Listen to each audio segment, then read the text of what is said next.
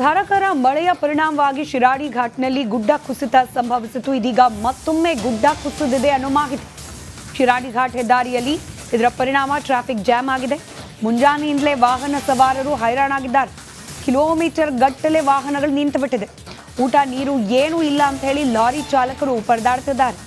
ಬೆಳಗಿನ ಜಾವ ಗುಡ್ಡ ಕುಸಿತದ ನಂತರದಲ್ಲಿ ವಾಹನ ಅಲ್ಲಿಂದ ಮುಂದಕ್ಕೂ ಹೋಗೋಕ್ಕಾಗದೆ ವಾಪಸ್ ಹಿಂದಕ್ಕೂ ಹೋಗೋಕ್ಕಾಗದೆ ನಿಂತಲ್ಲೇ ನಿಂತುಬಿಟ್ಟಿವೆ. ಕಿಲೋಮೀಟರ್ ಗಟ್ಟಲೆ ಟ್ರಾಫಿಕ್ ಜಾಮ್ ಆಗಿದೆ. ಅಲ್ಲಿನ ದೃಶ್ಯವನ್ನು ಕೂಡ ಕೆಲವೇ ಕ್ಷಣಗಳಲ್ಲಿ ನಿಮ್ಮ ಮುಂದೆ ಇಡ್ತೇವೆ. ಹೀಗೆ ಗಂಟೆ ಗಟ್ಟಲೆ ನಿಂತಲ್ಲೇ ನಿಂತಿರೋದ್ರಿಂದಾಗಿ ಊಟ ತಿಂಡಿಗೆ ವ್ಯವಸ್ಥೆ ಇಲ್ಲದೆ ಅಲ್ಲಿನ ಲಾರಿ ಚಾಲಕರು ಪರದಾಡ್ತಿದ್ದಾರೆ. ವಾಹನ ಸವಾರರು ಪರದಾಡ್ತಾ ಇದ್ದಾರೆ. ದೃಶ್ಯದಲ್ಲಿ ಗಮನಿಸ್ತಾ ಇದ್ದೀರಿ, ಶಿರಾಡಿ ಘಾಟ್ನಲ್ಲಿ ಮತ್ತೊಮ್ಮೆ ಗುಡ್ಡ ಕುಸಿತ ಸಂಭವಿಸಿದೆ. ಹೀಗಾಗಿ ರಸ್ತೆ ಕ್ಲೋಸ್ ಆಗಿದೆ. ಇನ್ನು ತೆರವು ಕಾರ್ಯಾಚರಣೆ ಆಗಿ ಆ ರಸ್ತೆ ಕ್ಲಿಯರ್ ಆಗೋವರೆಗೂ ಹೀಗೆ ಗಂಟೆಗಟ್ಟಲೆ ನಿಂತಲ್ಲೇ ನಿಲ್ಲುವಂತಹ ಪರಿಸ್ಥಿತಿ ಅಲ್ಲಿ ನಿರ್ಮಾಣ ಆಗಿದೆ.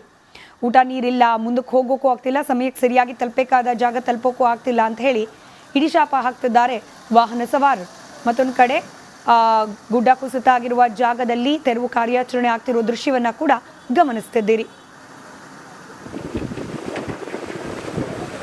ಸಕಲೇಶಪುರ ಪಶ್ಚಿಮ ಘಟ್ಟ ಮಲೆನಾಡು ಭಾಗದಲ್ಲಿ ಸಾಕಷ್ಟು ಮಳೆ ಆಗ್ತಿರುವಂತಹ ಹಿನ್ನೆಲೆಯಲ್ಲಿ ಈಗಾಗಲೇ ಶಿರಾಡಿ ಘಾಟ್ ರಾಷ್ಟ್ರೀಯ ಹೆದ್ದಾರಿ 75 ದೊಡ್ಡತಪ್ಪಲು ಬಳಿ 4 ಬಾರಿ ಗುಡ್ಡ ಕುಸಿತ ಆಗಿ ವಾಹನ ಚಾಲನಕ್ಕೆ ಸಂಚಾರಕ್ಕೆ ತೊಂದರೆ ಆಗಿತ್ತು. ಜೊತೆಗೆ 4 ಬಾರಿ ಕೂಡ ಕೆಲ ವಾಹನಗಳು ಸಿಲುಕಿ ಹಾಕಿಕೊಂಡಿದ್ವು, ಲಾರಿಗಳು ಸೇರಿದಂತೆ. ಈಗ ಮತ್ತೆ ಪುನಃ ಇವತ್ತು ದೊಡ್ಡತಪ್ಪಲು ಬಳಿ ಗುಡ್ಡ ಕುಸಿತ ಆಗಿರುವಂಥದ್ದು. ಹೀಗಾಗಿ ನೋಡ್ಬೋದು, ಸಕಲೇಶಪುರದ ಆನೆಮಹಲ್ ಮತ್ತು ಟೋಲ್ಗೇಟ್ ಮಾರ್ಗ ಏನಿದೆ ರಾಷ್ಟ್ರೀಯ ಹೆದ್ದಾರಿ 75, ಇಲ್ಲಿ ಈಗಾಗಲೇ ಸುಮಾರು ಮಂಗಳೂರು ಮಾರ್ಗ ಚಲಿಸುವಂತಹ ಬಸ್ಗಳಿರ್ಬೋದು, ಲಾರಿಗಳಿರ್ಬೋದು, ನೂರಾರು ವಾಹನಗಳು ಈಗ ಇಲ್ಲಿ ಟ್ರಾಫಿಕ್ ಜಾಮ್ನಲ್ಲಿ ಸಿಲುಕಿ ಹಾಕ್ಕೊಂಡಿದೆ. ಹಾಗೆ ನಾನು ಇವನ್ನು ತೋರಿಸ್ಲಿಕ್ಕೆ ಕೂಡ ಪ್ರಯತ್ನ ಮಾಡ್ತಿದ್ದೇನೆ. ನಾನೀಗ ಸಕಲೇಶಪುರದ ಆನೆಮಹಲ್ ಬಳಿ ಇರುವಂಥದ್ದು. ಸುಮಾರು ಕಿಲೋಮೀಟರ್ ಗಟ್ಟಲೆ ಇಲ್ಲಿ ವಾಹನಗಳು, ಅಂದರೆ ಮುಖ್ಯವಾಗಿ ಎಲ್ಲವೂ ಕೂಡ ಬೃಹತ್ ಲಾರಿಗಳು, ಸರಕುಗಳನ್ನು ಸಾಗಿಸುವಂಥ ಲಾರಿಗಳು ಇಲ್ಲಿ ಜಾಮ್ ಆಗಿರುವಂಥದ್ದು. ಇವತ್ತಿಗೂ ನಿನ್ನೆ ರಾತ್ರಿ ಸಂಜೆ ಕೂಡ ಗುಡ್ಡ ಕುಸಿತ ಸಂಭವಿಸಿತ್ತು, ಮಧ್ಯಾಹ್ನ ಕೂಡ ಸಂಭವಿಸಿತ್ತು. ಅದನ್ನು ತೆರವು ಮಾಡುವಂಥ ಕೆಲಸವನ್ನು ಮಾಡಿದರು. ಆದರೆ ಮತ್ತೆ ಈಗ ಗುಡ್ಡ ಕುಸಿತ ಸಂಭವಿಸಿರುವಂಥದ್ದು ದೊಡ್ಡತಪ್ಪಲು ಬಳಿ. ಪರಿಣಾಮ ಈಗ ಇಡೀ ಒಂದು ಇಲ್ಲಿ ಚಲಿಸುವಂಥ ವಾಹನಗಳೇನಿದೆ ಇವೆಲ್ಲವೂ ಕೂಡ ಜಾಮ್ ಆಗಿದೆ. ಬಹುತೇಕ ಇಂದು ಸಂಜೆ ತನಕ ಈ ವಾಹನಗಳು ಕ್ಲಿಯರ್ ಆಗುವಂಥದ್ದು, ಅಂದರೆ ಸುಗಮ ಸಂಚಾರಕ್ಕೆ ಏನು ಅವಕಾಶ ಆಗಲಿಕ್ಕೆ ಸಾಧ್ಯ ಇದೆ. ಈಗ ಇರುವಂತಹ ಮಾಹಿತಿ ಪ್ರಕಾರ ಎಷ್ಟೇ ಮಣ್ಣನ್ನು ತೆಗೆದರೂ ಕೂಡ ಅಲ್ಲಿ ಮತ್ತೆ ಪುನಃ ಗುಡ್ಡ ಕುಸಿತ ಮಣ್ಣು ಜಾರಿ ಬರ್ತಾ ಇದೆ ಅನ್ನುವಂಥದ್ದು. ಇನ್ನು ಆ ಸ್ಥಳಕ್ಕೆ ಹೋಗುವಂಥದ್ದು ಕೂಡ ಈಗಿನ ಪರಿಸ್ಥಿತಿಯಲ್ಲಿ ಕಷ್ಟ ಸನ್ನಿವೇಶ ಎದುರಾಗಿದೆ ಅಂತ ಹೇಳ್ಬೋದಾಗಿದೆ. ಕ್ಯಾಮ್ರಾ ಪರ್ಸನ್ ಕಾರ್ತಿಕ್ ಜೊತೆ ಕುಶ್ವಂತ್, ರಿಪಬ್ಲಿಕ್ ಕನ್ನಡ, ಹಾಸನ.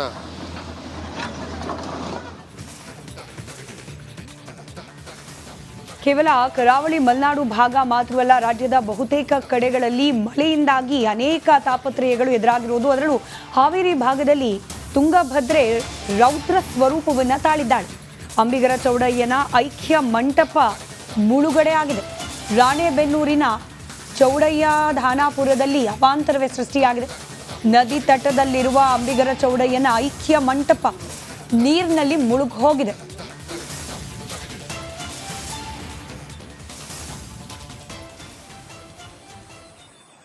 ದೃಶ್ಯದಲ್ಲಿ ಗಮನಿಸ್ತಾ ಇದ್ದೀರಿ, ಐಕ್ಯ ಮಂಟಪ ಧಾರಾಕಾರವಾಗಿ ಮಳೆ ಆಗ್ತಾ ಇದೆ. ಅದರಲ್ಲೂ ಹಾವೇರಿ ಭಾಗದಲ್ಲಿ ಅಣೆಕಟ್ಟೆಯಿಂದ ಭದ್ರಾ ಡ್ಯಾಮ್ನಿಂದ ಹೆಚ್ಚಾಗಿ ನೀರನ್ನು ಬಿಡುಗಡೆ ಮಾಡಲಾಗಿರೋದ್ರಿಂದ ಅಪಾಯದ ಮಟ್ಟವನ್ನು ಮೀರಿ ಹರಿತಾ ಇದೆ ತುಂಗಭದ್ರಾ ನದಿ. ಇದರ ಪರಿಣಾಮ ಮಂಟಪ ಮುಳುಗಡೆ ಆಗಿದೆ. ತುಂಗಭದ್ರಾ ನದಿ ಪಾತ್ರದ ಜನರು ಪರದಾಡುವ ಪರಿಸ್ಥಿತಿ ನಿರ್ಮಾಣ ಆಗಿದೆ.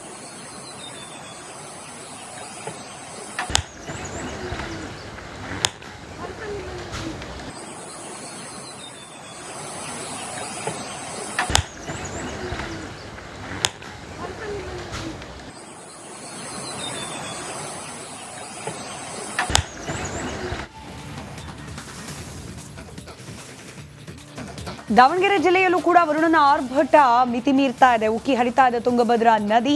ಮುಳುಗಡೆಯ ಭೀತಿಯಲ್ಲಿದೆ ಪುಣ್ಯಕ್ಷೇತ್ರ ಉಕ್ಕಡಗಾತ್ರಿ ಕರಿಬಸವೇಶ್ವರ ದೇಗುಲಕ್ಕೆ ಇದೀಗ ಜಲ ದಿಗ್ಬಂಧನ ನಿರ್ಮಾಣವಾಗಿದೆ. ಶ್ರೀ ಕ್ಷೇತ್ರ ಉಕ್ಕಡಗಾತ್ರಿ ದೇವಸ್ಥಾನದ ಅಂಗಡಿಗಳಿಗೆ ನೀರು ನುಗ್ಗಿಬಿಟ್ಟಿದೆ. ಸರಿಸುಮಾರು 25 ಅಂಗಡಿ ಮುಳುಗಡೆ ಆಗಿ ಹೋಗಿದೆಯಂತೆ. ಉಕ್ಕಡಗಾತ್ರಿ ಅಜ್ಜಯ್ಯ ದೇವಸ್ಥಾನ ಪಾದಗಟ್ಟೆ ಸಂಪೂರ್ಣವಾಗಿ ಮುಳುಗಡೆ ಆಗಿದೆ. ದಾವಣಗೆರೆ ಜಿಲ್ಲೆಯ ಹರಿಹರ ತಾಲೂಕಿನಲ್ಲಿರ್ತಕ್ಕಂಥ ಸುಪ್ರಸಿದ್ಧ ದೇವಸ್ಥಾನ. ಅನೇಕ ಭಕ್ತಾದಿಗಳು ರಾಜ್ಯದ ಬೇರೆ ಬೇರೆ ಭಾಗದಿಂದ ಇಲ್ಲಿಗೆ ಹೋಗ್ತಾರೆ ದರ್ಶನಕ್ಕೋಸ್ಕರ. ಇದೀಗ ಪಾದಗಟ್ಟೆ ಹಾಗೆ ಅಂಗಡಿ ಮುಂಗಟ್ಟಿರುವ ಜಾಗ, ಜವಳಘಟ್ಟ ಇದೆಲ್ಲವೂ ಕೂಡ ಸಂಪೂರ್ಣವಾಗಿ ನೀರಿನಿಂದ ಆವೃತವಾಗಿದೆ. ನದಿ ಪಾತ್ರದಲ್ಲಿ ಓಡಾಡಬೇಡಿ ಅಂತ ಹೇಳಿ ಮುಂಜಾಗ್ರತಾ ಸಂದೇಶಗಳನ್ನು ಕೂಡ ರವಾನೆ ಮಾಡಲಾಗ್ತಾ ಇದೆ. ಬ್ಯಾರಿಕೇಡ್ಗಳನ್ನು ಹಾಕಿ ಯಾರು ನದಿಗೆ ಇಳಿಯದಂತೆ ಬಂದ್ ಮಾಡಲಾಗಿದೆ.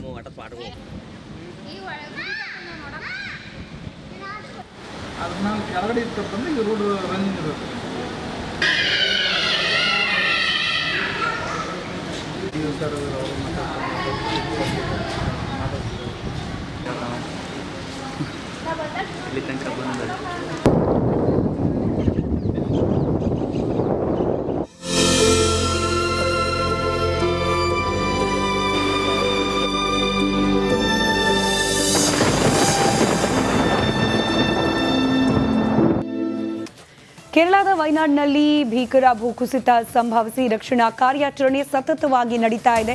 ಬಹುತೇಕ ಇಷ್ಟು ದಿನಗಳ ನಂತರ 3-4 ದಿನಗಳಾಗಿ ಹೋಗಿದೆ ದುರಂತ ಸಂಭವಿಸಿ. ಬಹುತೇಕರು ಯಾರೆಲ್ಲ ಅವಶೇಷಗಳ ಅಡಿಯಲ್ಲಿ ಸಿಲುಕಾಕೊಂಡಿದ್ದಾರೆ, ಸಾವನ್ನಪ್ಪಿರಬಹುದು ಅನ್ನೋ ಅಂದಾಜೆ ಇತ್ತು. ಆದರೆ ಆಶ್ಚರ್ಯ ಅನ್ನೋ ರೀತಿಯಲ್ಲಿ 4 ರಕ್ಷಣೆ ಮಾಡಿದ್ದಾರೆ ಜೀವಂತವಾಗಿ ರಕ್ಷಣಾ ತಂಡದವರು. ಜೀವ ಕೈಯಲ್ಲಿ ಹಿಡಿದು ನಮ್ಮನ್ನು ಯಾರಾದರೂ ರಕ್ಷಣೆ ಮಾಡಬಹುದು ಅಂತ ಕಾಯ್ತಾ ಇದ್ದ 4 ರಕ್ಷಣೆ ಮಾಡಲಾಗಿದೆ. ಪದವೆಟ್ಟಿ ಕುನ್ನು ಅನ್ನೋ ಜಾಗದಲ್ಲಿ ಸಿಲುಕಾಕೊಂಡಿದ್ರು ಈ 4. ಆ ಪೈಕಿ 2 ಪುರುಷರು 2 ಮಹಿಳೆಯರು ಅವರನ್ನ ರಕ್ಷಣೆ ಮಾಡಲಾಗಿದೆ. ಅವಶೇಷಗಳ ಅಡಿಯಲ್ಲಿ ಸಿಲುಕಿದ್ದವರ ರಕ್ಷಣೆ ಮಾಡುವಲ್ಲಿ ಸೈನಿಕರ ತಂಡ ಯಶಸ್ವಿಯಾಗಿದೆ.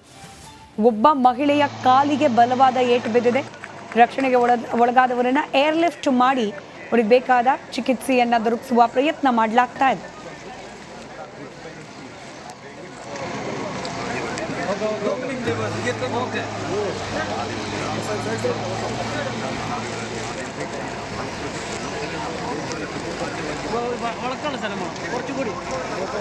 ಮತ್ತಷ್ಟು ಮಾಹಿತಿಯೊಂದಿಗೆ ವಯನಾಡಿನಿಂದಲೇ ನೇರ ಸಂಪರ್ಕದಲ್ಲಿ ನನ್ನ 2 ಕಲೀಗ್ಸ್ ರಂಜಿತ್ ಶಿರಿಯಾರ್ ಹಾಗೆ ವಿನೋದ್ ನೇರ ಸಂಪರ್ಕದಲ್ಲಿದ್ದಾರೆ.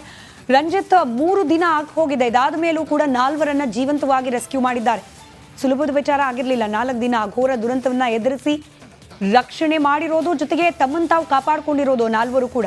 ಹೇಗೆ ನಡೀತು ಈ ಆಪರೇಷನ್? ಇದ್ರ ಬಗ್ಗೆನೆಲ್ಲ ಮಾಹಿತಿ ಲಭ್ಯವಾಗ್ತಾ ಇದೆ. ಖಂಡಿತವಾಗ್ಲೂ ಕೂಡ ಸ್ಮಿತಾ, ಈ ಭೀಕರ ದುರಂತದಲ್ಲಿ ಮೃತಪಟ್ಟವರ ಸಂಖ್ಯೆ ಲೆಕ್ಕ ಇಡದಷ್ಟಾಗಿದೆ. ಸ್ಮಿತಾ, ನೀವು ಹೇಳ್ತಾ ಇದ್ರಿ ಆ 4 ಜನ ಬದುಕುಳಿದಿದ್ದು ಒಂದು ರೀತಿಯಲ್ಲಿ ಪವಾಡ ಅದು. ಯಾಕಂತ ಹೇಳಿದ್ರೆ 4 ದಿನದಿಂದಲೂ ಕೂಡ ಸತತವಾಗಿ ಮಳೆ ಬರ್ತಾ ಇದೆ. ಅದ್ರ ನಡುವೆ ಆ ದುರ್ಗಮವಾದಂಥ ಮಣ್ಣಿನ ಅಡಿಯಲ್ಲಿ ಸಿಲುಕಿ ಬದುಕಿ ಬರೋದಿದೆಯಲ್ಲ, ನಿಜಕ್ಕೂ ಕೂಡ ಅವರಿಗೆ ಪುನರ್ಜನ್ಮ ಅದು. ಸ್ಮಿತಾ, ನಾನಿದ್ದೀನಲ್ಲ ಈ ಜಾಗದಲ್ಲಿ, ನೀವು ನೋಡ್ಬೋದು ಒಂದು ಮೃತದೇಹವನ್ನು ಈಗ ಮಣ್ಣಿನ ಅಡಿ ಸಿಲುಕಿರುವಂಥ ಮೃತದೇಹವನ್ನು ತೆಗೆದುಕೊಂಡು ಹೋಗ್ತಾ ಇದ್ದಾರೆ ನೋಡಿ. ಅಲ್ಲಿ ಸಿಬ್ಬಂದಿ ಈ ಜಾಗದಲ್ಲೇ